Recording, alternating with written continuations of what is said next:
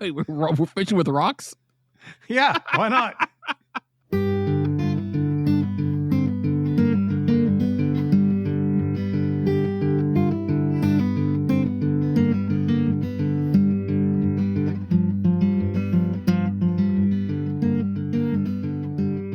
Hello there, and welcome to the IFITSWIMS podcast, the multi-species angling podcast.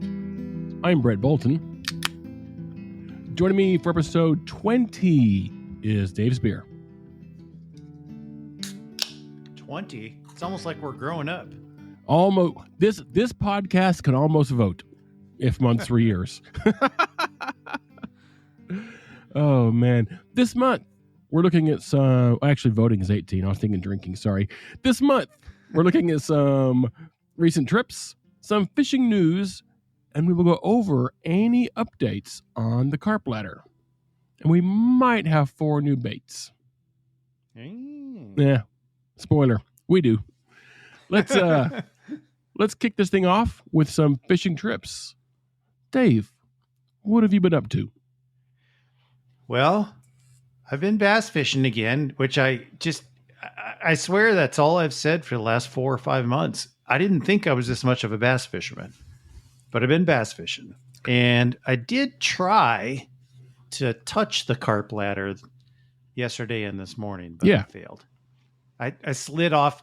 I didn't slide down a rung, but I certainly didn't climb up one either. Right. I don't think you're allowed to slide down. That'd be even tougher. Maybe there should be like hey, if you haven't made any progress in X number of months or days, you lose a rung. Oh, no. We'll implement that once you pass cheese. I was going to say, you don't want to do cheese again. Oh, so just bass and fishing local ponds, right? Lots of bass fishing, local ponds, just kind of, getting in CAD and doing weird lures and printing them out and then seeing if bass will eat them. And, and they do. Alert, they do. It doesn't mean it's the best lure in the world. It just means that, bass will eat one. Look, I like all species of fish, and I do like bass. But they're not the smartest fish in the water. They will eat things that have no business eating. That's true. I guarantee you, I could drill a hole through a rock, run a treble hook on the back of it, and get one to eat it, dragging it through the water. Oh, yeah. I think that's what we're doing on Wednesday. Wait, we're fishing with rocks? Yeah, why not? Coming up next year, the Bass Ladder. Bass Ladder. Oh. So that's about it, huh? And the Bass Ladder starts with soup. It starts with soup. It doesn't end with soup. It starts with soup. Oh, man, that's great. What about you, Brett? You've been fishing. I went to some. Did not do an update last month, so I'll drop that one in too. After fishing for bass in the world's largest swimming pool, which was weird, I went back a couple weeks later. Actually, I had 2 days off back to back. So I went 2 days in a row, which is pretty rare for me these days. So I went out to that old swimming pool, and I caught four carp on 4 different Carp Ladder baits. Yeah. In an hour and a half. I left before it got hot. Oh, it was ridiculous. And they were decent fish too. They weren't, it wasn't like I was fishing in someone's pond or private, koi pond or anything. These were decent sized fish. Oh yeah. I took the next day and I went up to a tail race north of me, and I filled the cooler with striped bass. Uh-huh. I was using tacos. Yeah, it was. Now, actually, fish tacos are exactly what happened to them. The striped bass are delicious, and the ones here are supposed to be a put and take fishery, meaning they don't breed, et cetera, et cetera, et cetera. In one lake around here, they do breed, and there's way too many of these fish in there. I brought home 10-inch striper. Yeah. When they were, it's the same size as a white bass, right? Which is kind of weird because, you don't usually bring home a 10-inch striper. It's really weird, but you shove 10 of them in a cooler with 2 people, and That's good tacos. That's right. I was just using swim baits on jig heads and flinging it out there. Yeah. So we had 2 meals out of those. It was pretty good. My wife joined me up there at the tail race. A couple of days later, I caught a couple more striper. One about 5 pounds. It was a nice fish. And she caught about a 7-pound freshwater drum. Yeah. Which was a cool, weird fish. I love freshwater drum. Longtime listeners will know that was the very first fish of the month, I think. I think it might have been. I think it was because I like them so much. Yeah.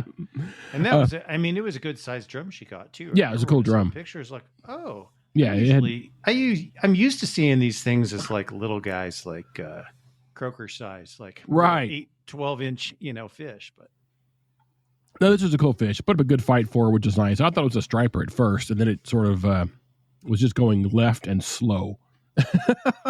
Like, that's not a striper. Turn into tacos too? Or? It did not. I do eat freshwater drum.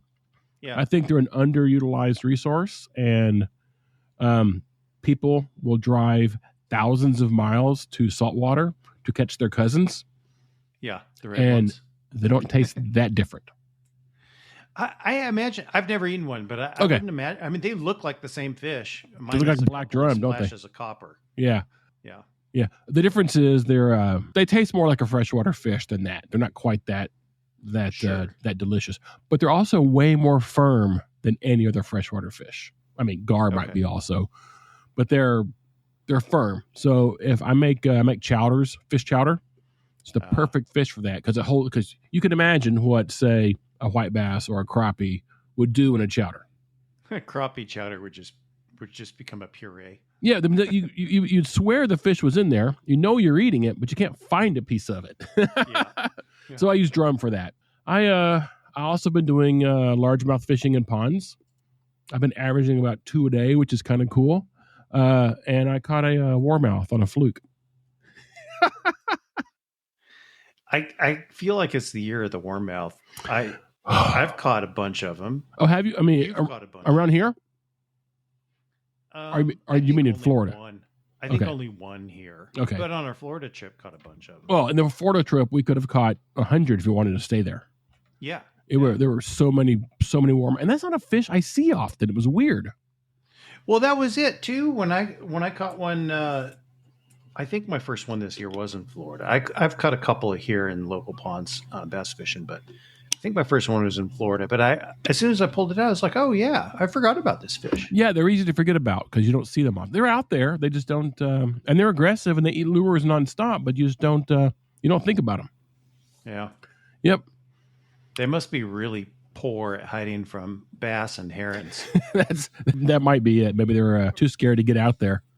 Right. Or they're, or they don't reproduce very well or something. Maybe not.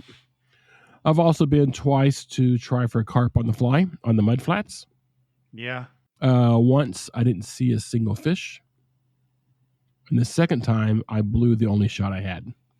I was with somebody else and I was mostly pointing at fish as opposed to casting myself. Yeah. I took one shot and I didn't blow it. It was a really impossible shot, but I took it anyway. I'm not sure I blew it. Of course. You have to. Of course. Did see a couple big catfish up there. It's kind of cool. Oh, really? Yeah. In shallow water? Yeah. Oh, that's cool. Couldn't get a cast to them, but you do that too. Yeah. Awesome. Glad you made it out. That's what it's all about. That's right. Cool. I got plans to go tomorrow morning. Well, that's You're going back tomorrow morning? Nah. I'm going to the office to work for the man in the morning. Oh, okay. Well, you work for the man every day, just not necessarily in his building. That's true. This morning I fished for about an hour and a half. It's a good bit. Right around sunrise, and then drove home to work. But I got there in the dark. Like my first little handful of hominy chum went out, when it was still dark, and I had to use a headlamp to rig up my bait. And you had to make sure you're finding the water. Yeah. Throwing out chum onto a field doesn't help much. Well, I knew where the water was. I think I've only caught 4 fish on the Carp Ladder, but 2 of them were in this spot, in the exact spot. Really? Same pond, but, set my lawn chair up in the same 4 divots.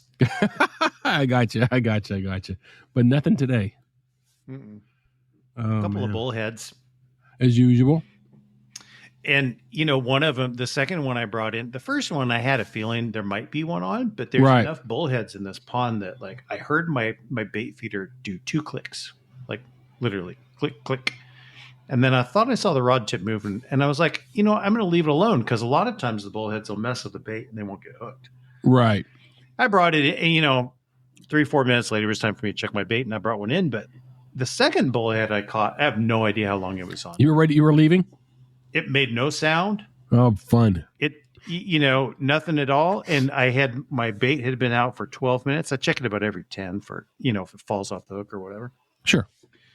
It'd been 12 minutes. So I don't know if that bullhead was on there for 11 minutes and 48 seconds or if it was on there for 30 seconds. But I went to reel in and I noticed my line was going the wrong direction. That's funny. That's funny. Yeah. Bullheads are irritating, and they eat everything. They eat everything. Yeah. Yeah. My stepdaughter stopped by because I had texted her. Mm-hmm. For some reason. It was nice and chilly this morning, and she was like, "Hey, I'm in that town too." She stopped by to chat, and she didn't know what a bullhead was. So I sent her pictures later. She said, "I was not expecting them to be so yellow." Yeah, they're not the prettiest fish either. I like them. Don't get me wrong, but some of us aren't as pretty as others. Oh man, that's cool.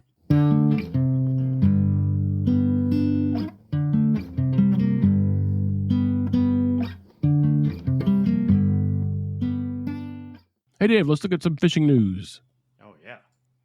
I'm gonna go first. So I've got a story from the Sun. It's a story from the coast of Costa Rica, where something pretty cool was spotted. During a routine sport fishing trip, anglers reeled in a remarkable 6-foot-long nurse shark. Only this shark wasn't your typical brownish. It was grayish. Your typical brownish gray bottom dweller. Thank you. Instead, this shark radiated a bright orange hue and had piercing white eyes. Oh, odd. Scientists believe it displayed a rare combination of pigmentation conditions known as xanthism? I think it's xanthism, which floods an animal's coloring with yellow or gold, and albinism, indicated by its bright white eyes. The two together is apparently extremely rare. It says this isn't some sort of Instagram filter. This is a real-life shark with colors out of a fantasy novel. Their sharks usually rely on their dull, sharky tones to blend in with the seabed, but this vivid coloration should not have made it this far without being eaten by something else when it was younger. Yet, against expectations, the shark appeared healthy and had reached full maturity. It says researchers are now buzzing with curiosity. This may be the first ever documented case of xanthium in a cartilaginous fish. And in the Caribbean, combining that with the albinism makes it even more unique. The big question now, is it a one-off anomaly or a clue to a broader genetic or environmental shifts in the Caribbean marine life? Factors like water temperature, diet, or local population genetics might be influencing pigmentation. Beyond the science, there's something poetic here. The idea that a vividly colored creature could survive and thrive in the wild, defying what we know about camouflage and survival. This orange shark became more than a curiosity. It's a living symbol of biodiversity's surprises waiting beneath the waves. Interesting. And I'll drop the picture on the show notes as well, or a link to the picture, because that thing really is bright orange. It's odd. An orange shark. Yeah, it looks great. It looks like a goldfish shark.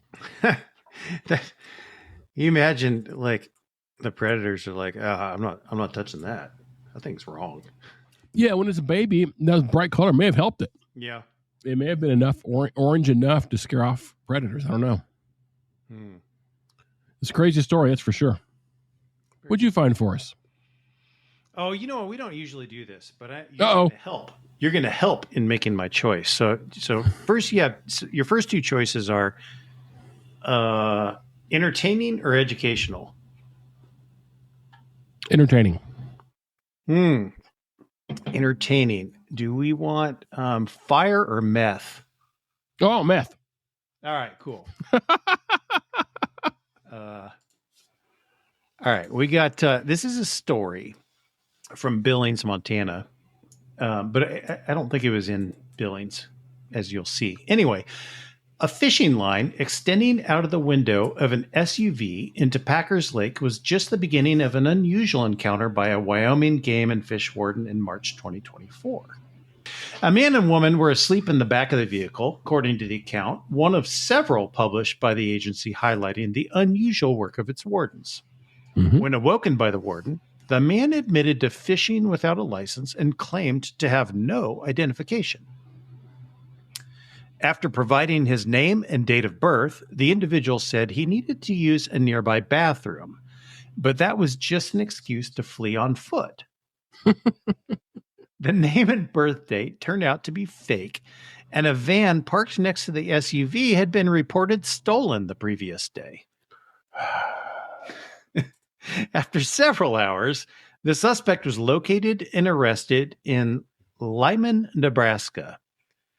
He was rushed to the emergency room after arresting officers learned that he had ingested over 3 grams of methamphetamine before he was caught. I think that's a lot. And that's it. Short and sweet. That's good. Was he fishing out of the window? I guess so. Yeah, he was fishing out of the window without a license or anything. Okay. I've never fished out of the window. Excuse me, I need to use the bathroom. As he and just takes off running. Turns out the vehicle's stolen. The guy's on meth. Oh man! And he ate the rest of the evidence as well, which probably would not have worked out well. Yep. Oh man! So I've got one here from the Times UK. This summer in southern Germany, a peaceful swim at Lake Brombach turned into something out of a monster tale. A giant Wels catfish. You're nodding. Do you have this one? No. Oh, okay. Nice. A giant Wels catfish, nearly 6.5 foot long and weighing close to 200 pounds, began biting swimmers near a floating pontoon. At least 5 people were left with mild to moderate injuries. And with nearby music festival happening, police worried things might get out of hand. Officers opened fire on the fish, but it wasn't clear if the shots killed it. About 40 minutes later, local anglers dragged the giant ashore and finished the job. Instead of letting the giant go to waste, they butchered it into more than 100 fillets and served it up at a nearby inn for about $25 a plate. with diners lining up to taste the infamous catfish. Wow. Scientists suggested the fish may have only been protecting its nest during spawning season and not acting on a pure aggression. Meanwhile, the story exploded online. The catfish was compared to Harambe, turned into memes, and even became the subject of political satire. One writer went so far as to call it a Shakespearean tragedy in fish form. Oh, man. And just when it started to calm down, another Wels catfish struck a swimmer days later in the same lake, forcing officials to remove the floating pontoon entirely. Oh, those whales get really big, but I didn't know it would bite somebody. Wow. I don't think I'd want to be bitten by a catfish. No. I mean, I can think of worse fish, but no, thanks. I remember one time I was out on my boat on a big lake, big Texas lake, about 35,000 acres. And it's a big lake. I saw this. I just couldn't put my finger on what it was I was looking at. And so I just went over to investigate. Mm-hmm. And it was 2 catfish in a death battle, Really? The larger of the 2 was probably, I don't know, 3.5, 4 feet long. And the smaller one was no chump either. It was like a good, 2 feet long. And, of course, the bigger one had its head around the littler one. But Yeah.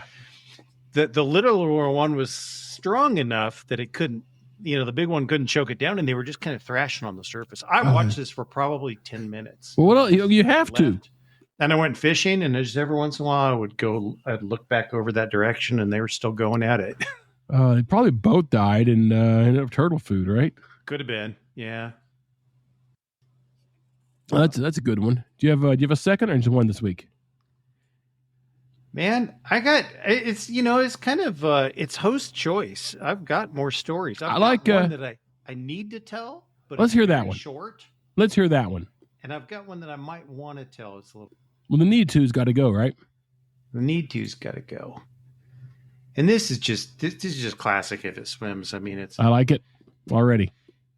This is from the greenvillejournal.com. Doesn't involve tape?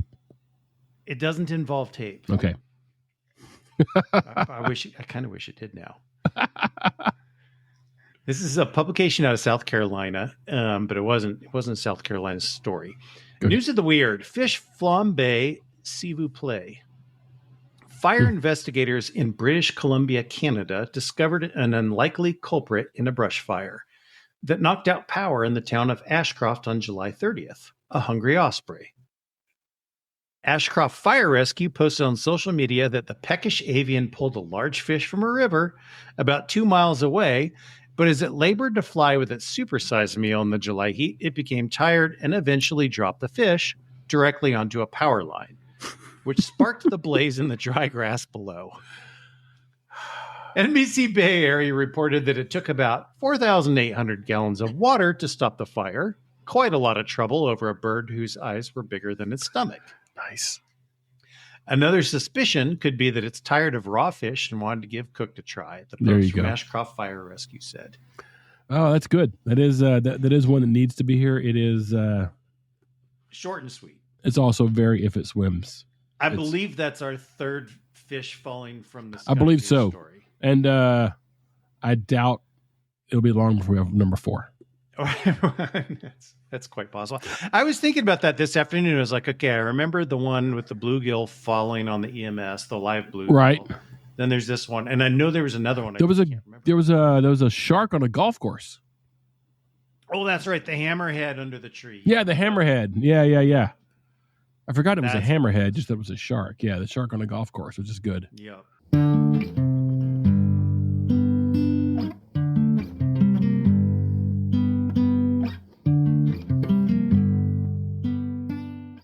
Let's talk some Carp Ladder, Dave.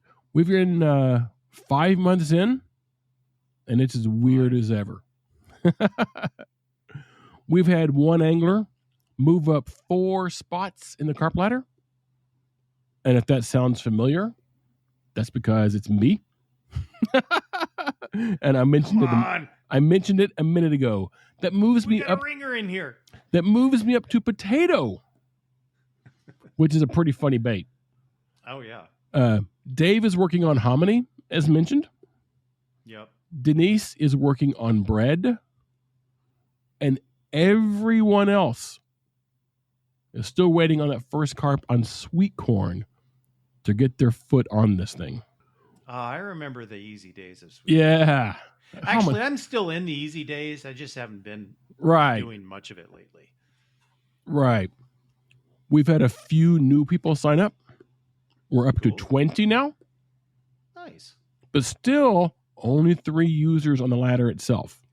That means it really is still wide open. Jump in on this thing and let's get weird with baits. So let's hear 4 more baits. This month we're starting at number 21, and it's a jelly bean. A jelly bean. A jelly bean. Any flavor you want. That weird popcorn one, probably. I don't know. I don't like that one. It's weird. Yeah, all these sweet ones, and all of a sudden there's this popcorn. It's kind of weird. It tastes like that oily theater butter. Yeah, I don't know how they do that. Like. Yeah. I have some ideas on flavors, and it may not matter what flavor. It may just be a sweet little thing on the bottom and not matter. But I'm going to pretend it matters.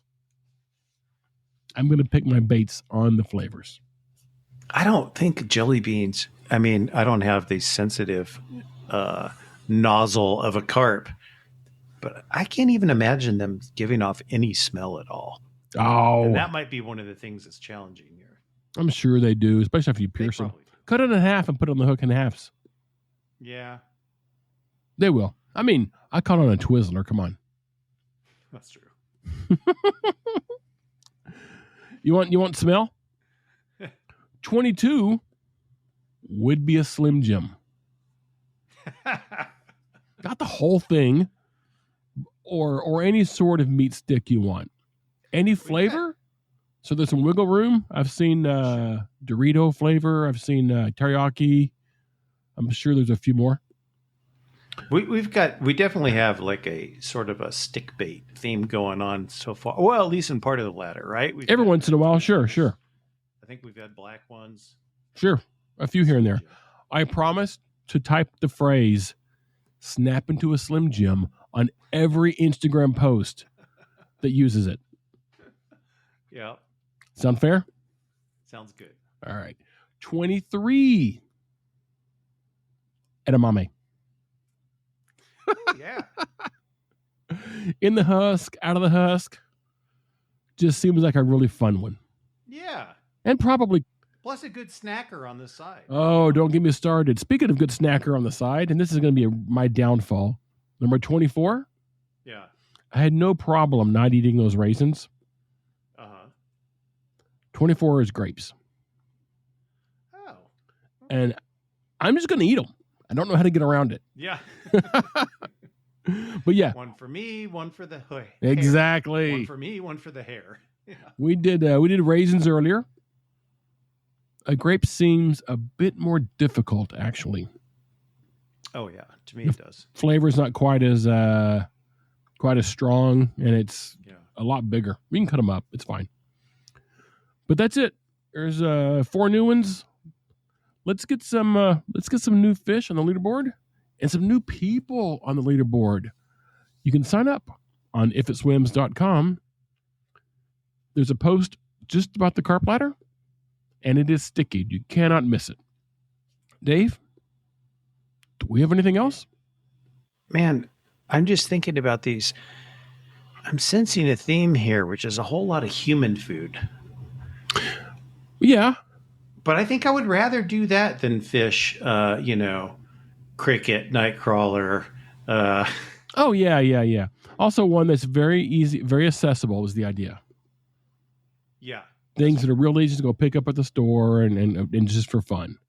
That's true. I thought I might have a hard time finding corn nuts, not because they're super rare, but because it is the kind of snack that I've occasionally craved and then not, found. Yeah. A gas station stop or something. Not only did I find corn nuts, I've got like a 2-pound bag. Good grief. I don't know if it's 2 pounds. It's just it's the largest bag of corn nuts I've ever seen. Nice. Regular flavor? No, I think they're taco or something. Ah. Behind me, which is why I'm turning around. Oh, I got you. Yeah, loaded taco. Loaded taco flavored corn nuts. I bought those like 3 months ago when I had to go to the grocery store for Wheaties, and Go ahead and have them ready. I've been through 4 cans of hominy and I haven't caught a fish yet. Now, yeah, that's weird. Part of that is just it got a little weird when I first started fishing it, and then I had some go moldy and. That could still work, I just didn't want to handle. And I had a little Ziploc bag in the fridge, and all of it had little black spots on it, and there wasn't very much. And I was like, you know what? I'm just gonna start with a new can. There you go. Oh man, it's good stuff. Which, by the way, yeah, a little hint for those out there. I think we talked about this. I know what it is. When we did hominy, when I first went to hominy, I had a hard time keeping the bait on the hook, either on a hook by itself or by sticking a baiting needle through for a hair rig. Mm-hmm. And I'd read that if you let it dry out a little bit, so then while I was fishing, I would leave the Ziploc bag out. Well, right. this last weekend, what I did is I took a paper plate and I took a whole can, drained it, put it on that paper plate, and tapped it and patted it down with a paper towel, and I let it sit in the fridge for 18 hours. Mm-hmm. Not one problem. Really? Stiffened right up. it firmed quite a bit up. It didn't dry and get hard, and it still had a really good scent, but I didn't have one piece come off the needle. Whereas last time it was like I would punch 5 or 6 different pieces trying to get one that would stick. Yeah. Mine was complicated, but I was on the carp that day. Yes. So it did not take much to get the next one in. Well, and that's just it with this. I mean, I should have hominy by now. It's just that the carp got a little weird when I started fishing it, and then I didn't fish carp for a couple of months. So, it's cooling off a bit, so they'll get active again pretty quick. Mm-hmm. You have anything else for us? Nah. I don't think so. I didn't think so either. Cool. Let's get out of here. There's more info on the Carp Ladder, pics from recent trips, and all things If It Swims at ifitswims.com and on Instagram at if_it_swims. All links to find us are available in the show notes, along with links to items covered this month. Our music was written for us by Dallas artist Jeff Hewitt. Join us again next month. Join the Carp Ladder, tell a friend, and as always, we will see you out there.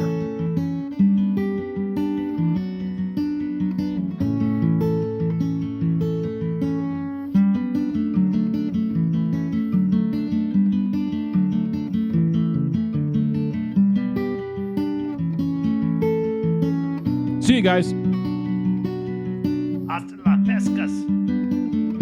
I don't even know if that means anything. Perfect.